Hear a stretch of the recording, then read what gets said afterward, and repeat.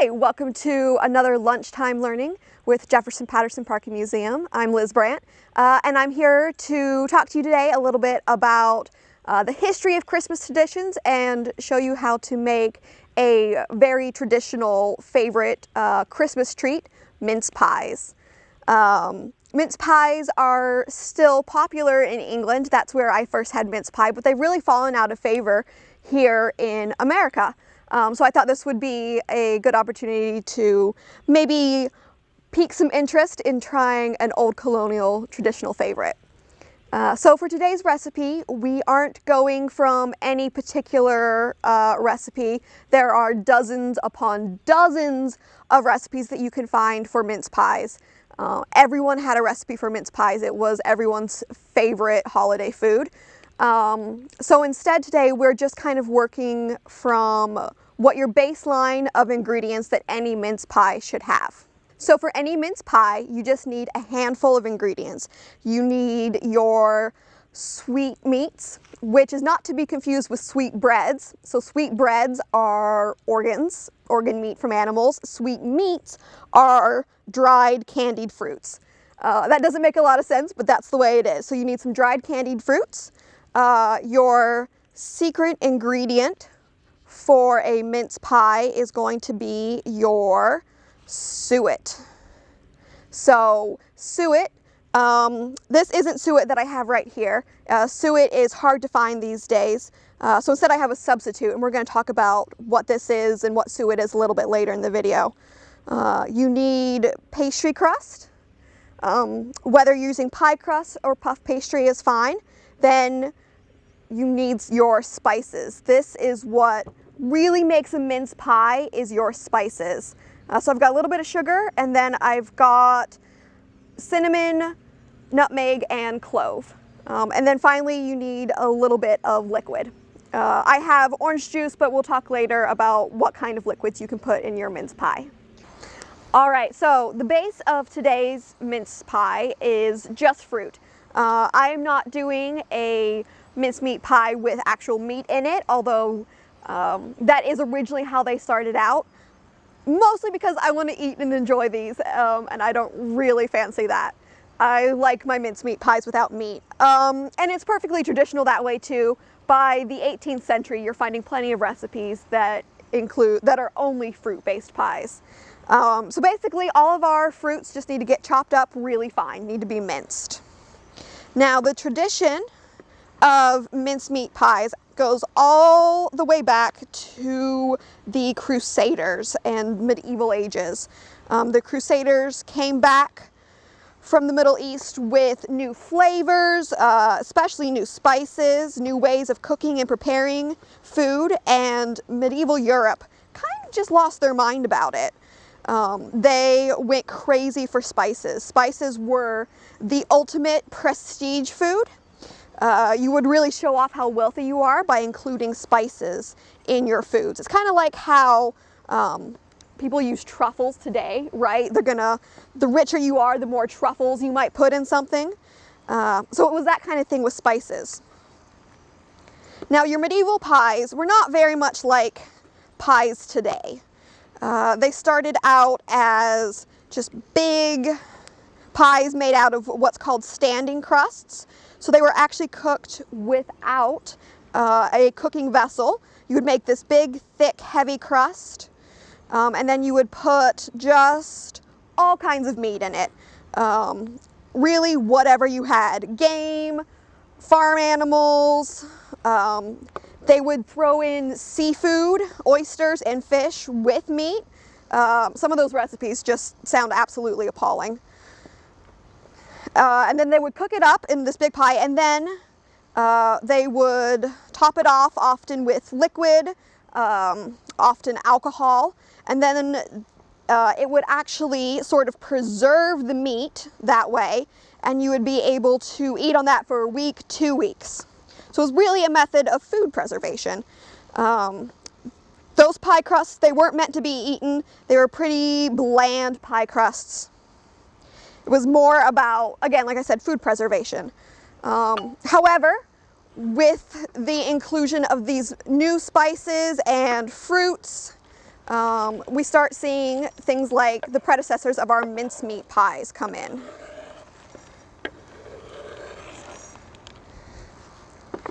And it is during the Middle Ages that mincemeat pies started to become associated with Christmas. There are all kinds of legends and stories about how mincemeat pies would be, the 3 spices in them were supposed to be representative, or the certain amount of ingredients, all this kind of tradition and symbolism that meant to go in with them.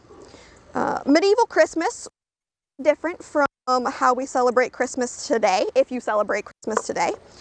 It actually started on Christmas Day, the holiday season. So now, you know, Christmas Eve, Christmas Day is kind of the highlight, the cap of the Christmas season.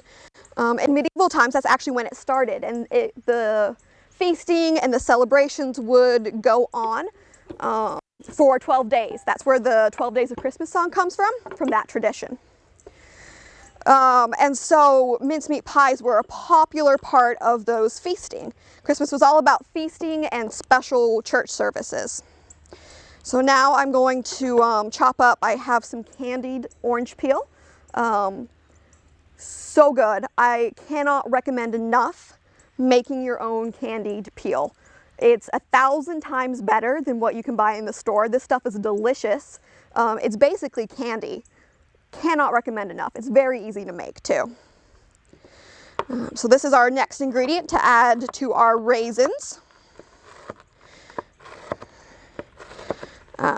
Now, not everyone was a fan of these big Christmas celebrations and these elaborate feasts and having these elaborate pies with them. So both here in the colonies and in England, there were certain religious sects that were very opposed to those kind of big, elaborate Christmas celebrations.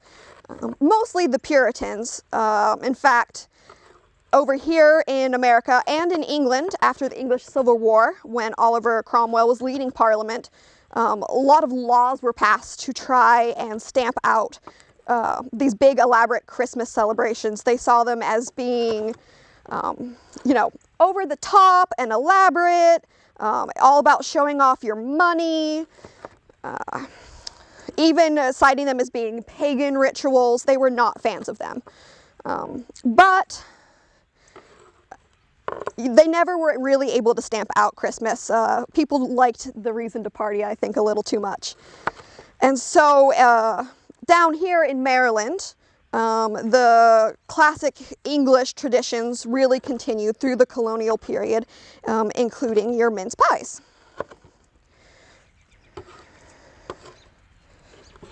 All right, going to add this, and now the last thing I need to do is mince and peel my apple.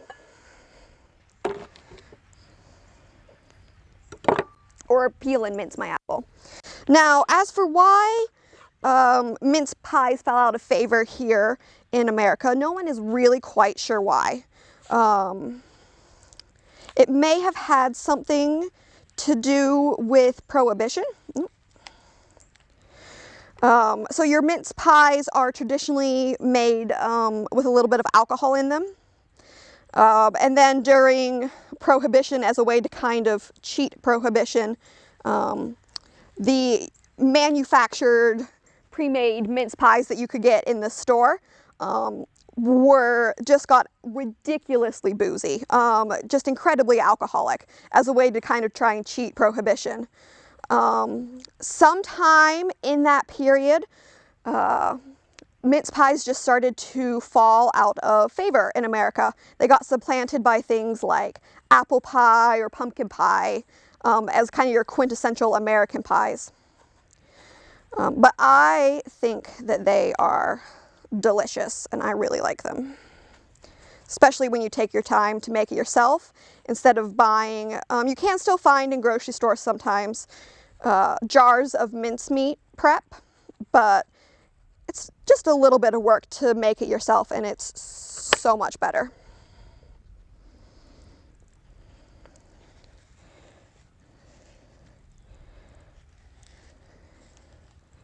All right, so I'm just going to keep prepping these apples and then we'll add them to the rest of our ingredients. All right, so now that I have all of my ingredients minced, it is time to mix them together. So I'm just gonna go ahead and stir.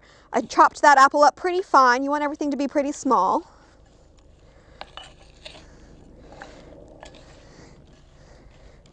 And then I'm gonna add in our sugar and spices.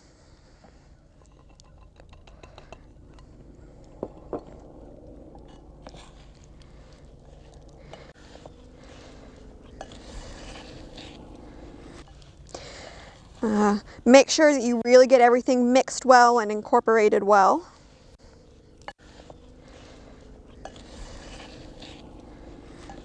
The other thing that made mincemeat pie so popular, especially during the colonial period, is that you could make your mincemeat mixture ahead of time, and then you could kind of preserve it. You could kind of your colonial version of can it, and you could just pull it out when it was Christmas time and make your pie.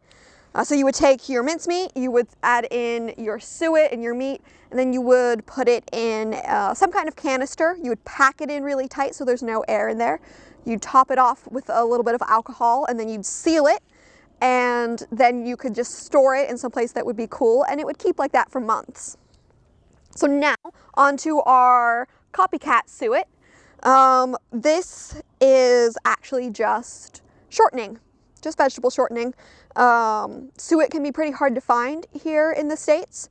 What suet is actually a very particular kind of fat. It is the fat that is taken from around just the kidneys of cows and sheep.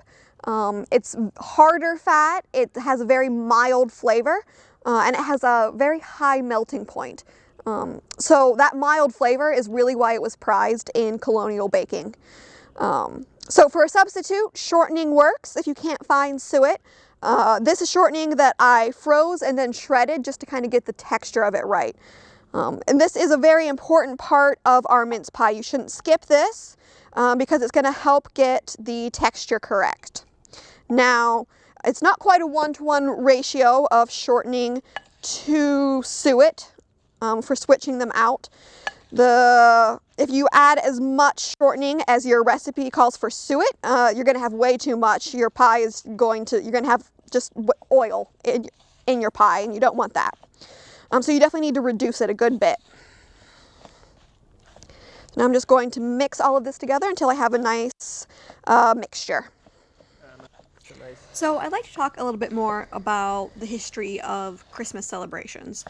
In the early colonial days, holiday celebrations were very regionalized. As I mentioned, the Puritans were very down on Christmas, so up in the New England area it wasn't really celebrated.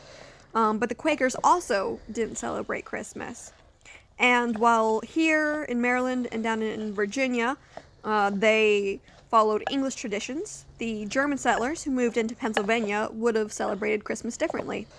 In fact, Christmas trees are a tradition that originally come from Germany. All right, so now the last step is to assemble our pies. Now, your mince pie could be either one large pie or it could be several small pies. Both were being made during the colonial time and during the 18th century. Today I'm making little individual pies because that's how I like to eat them. That's how you usually find them in England these days. And I have my one concession to modern times here. I am using silicone baking cups just because I don't have any little metal tart pans like this. This is what I have, so this is what I'm using. So I'm just going to use this as a guide to roughly cut out a circle. Now I'm going to confess I am using store-bought puff pastry here for mine. Making puff pastry would basically be a whole other video on its own. If you are interested in seeing me try and make puff pastry, go ahead and comment. I could definitely do a whole video about colonial pastry and the different types of pastries that you have there. So if that's something that sounds interesting to you, please leave a comment and you can watch me struggle to make puff pastry someday. I also want to add that, of course, not everyone in America was celebrating Christmas. There were, of course, diverse Native American tribes who had their own traditions and celebrations. Jewish immigrants were moving into the colonies throughout the 17th and 18th centuries. And of course, there were all of the enslaved persons being brought over from Africa and the Caribbean, and they brought with them their own religions and celebrations, even though they weren't permitted to practice them. All right, now that I have all of the circles cut out, it's time to assemble the pies. So I'm going to take my baking mold, I'm going to put my pie down in it. I'm going to put a little spoonful of filling.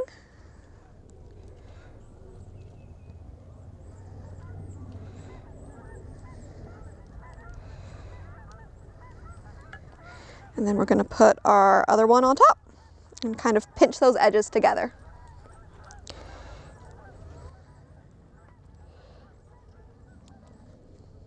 To turn back to our discussion of Christmas traditions, we start to see elements of modern Christmas emerge as the colonies grow and people start to intermingle. The Christmas tree, as I mentioned, came from Germany, but it became popular throughout America much earlier than it did in England, where it wasn't adopted really until the Victorian era. All right, when you have them all together, you need to remember just to put a little slit in the top so that, as it cooks, there's a little room for heat to escape. All right, so now that I've got all of my pies in their baking molds, I'm going to go ahead and bake them off today in my Dutch oven. Of course, if you're doing this at home, you can just use a muffin tin or the shallower patty tins. The shallow ones work really well for this. And of course, bake them off in your oven. So I'm just going to place these in here, spacing them out a little bit. And I'm going to give them probably about half an hour to bake.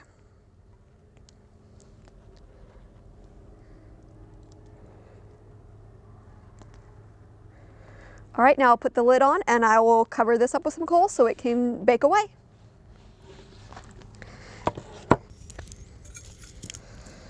And Santa Claus is another example of the mix of traditions. The legends of Santa Claus are derived from British and Dutch traditions from the Netherlands and Germany, all about Saint Nicholas and Father Christmas. In fact, the name Santa Claus is actually from the Dutch name for Saint Nicholas, Sinterklaas. And we see Santa Claus being used in writing as early as 1773. There was a newspaper article that mentioned Santa Claus. And I just think it's really interesting to be able to kind of trace down the roots of all of these traditions that we kind of just take for granted today.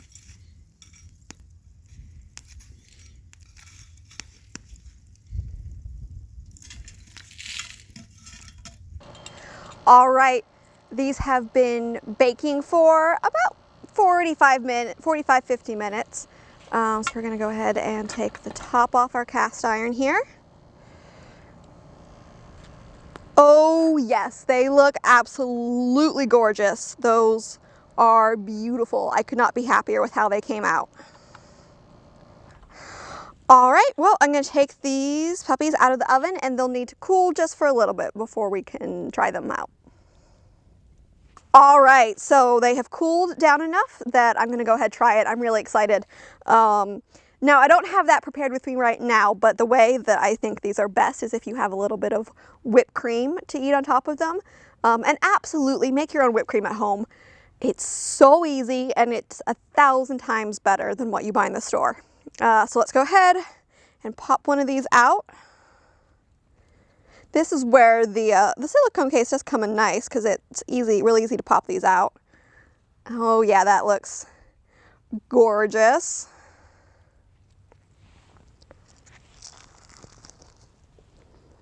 It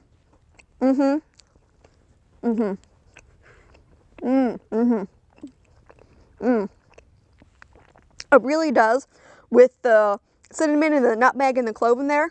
Like, that is the taste of Christmas. I absolutely recommend adding these to your Christmas dinner lists. Mm-hmm.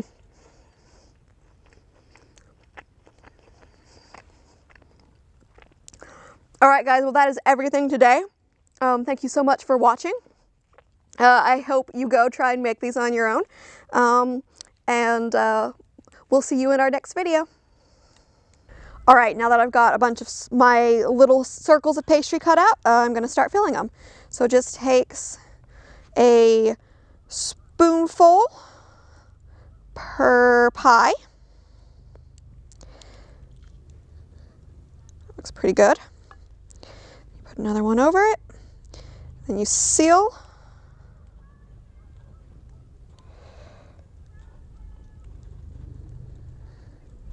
You could also do this with a fork to get a nice crimped edge. And then we'll put it in our little baking mold. It's maybe just a little hair big for this. That's all right, we can make it work.